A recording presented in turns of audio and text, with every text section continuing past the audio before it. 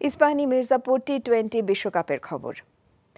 বিশ্বকাপে গ্রুপ পর্বের বাকি 2 ম্যাচ খেলতে সেন্ট ভিনসেন্টে পৌঁছেছে বাংলাদেশ। এখানেই নেদারল্যান্ডস এবং নেপালের বিপক্ষে ম্যাচ খেলবে নাজমুল হোসেন শান্তর দল। বাংলাদেশ দলের কর্মসূচিতে সেন্ট ভিনসেন্টে পৌঁছানোর পর অনুশীলন করার কথা ছিল, তবে যাত্রাপথে দীর্ঘ বিলম্বের কারণে তা বাতিল করা হয়েছে। বৃহস্পতিবার নেদারল্যান্ডসের বিপক্ষে গ্রুপের 3য় ম্যাচ খেলার আগে শুধু একটা দিনই অনুশীলনের জন্য সময় পাবে লাল সবুজের প্রতিনিধিরা। বাংলাদেশের পরের ম্যাচও সেন্ট ভিনসেন্টেই আগামী 16 জুন নেপালের বিপক্ষে।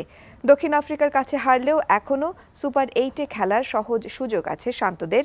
সেজন্য নেদারল্যান্ডস আর নেপালের বিপক্ষে জিততে হবে বাংলাদেশকে।